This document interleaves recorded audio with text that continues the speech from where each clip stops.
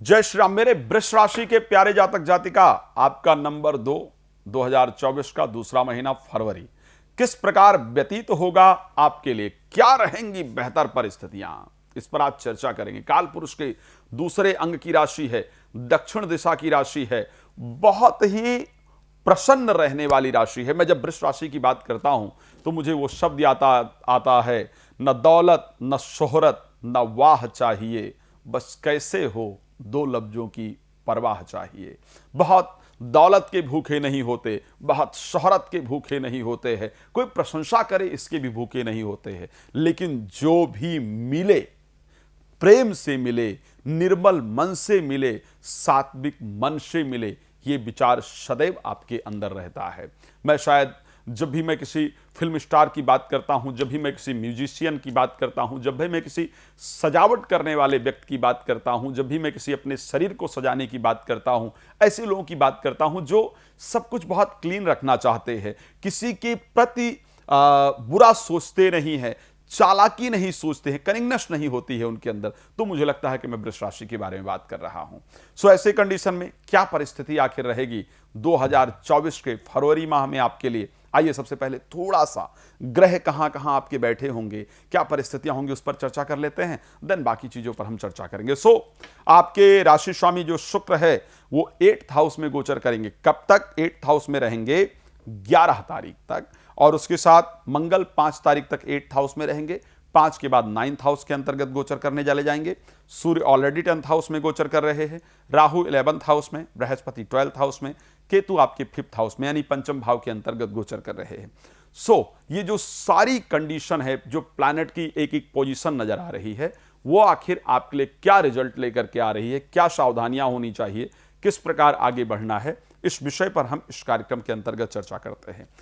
तारीख 11 तक, जब तक कि राशि स्वामी शुक्र जो है वो 8th हाउस के अंतर्गत गोचर कर रहे हैं, तब तक हमको विशेष सावधान रहना है।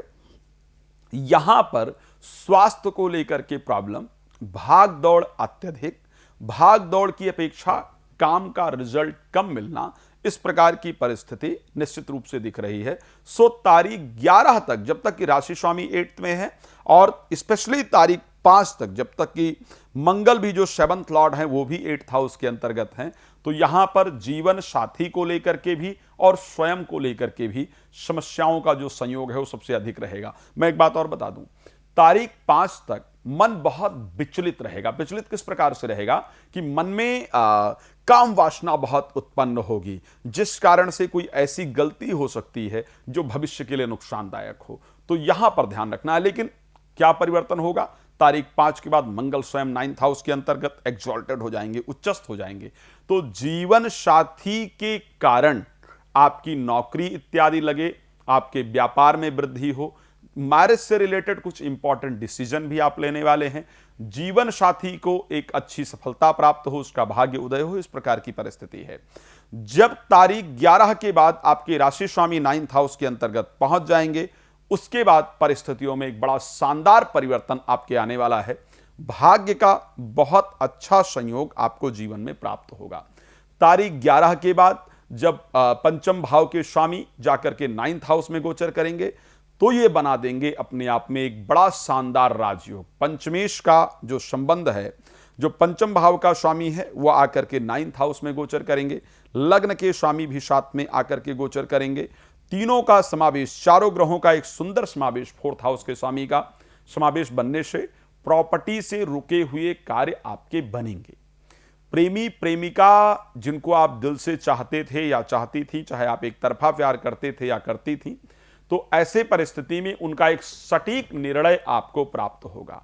प्रेमी प्रेमिका से मुलाकात होगी, दिल से जिस स्थान पर जाना चाहते हैं या चाहती हैं वहां का संयोग बनेगा।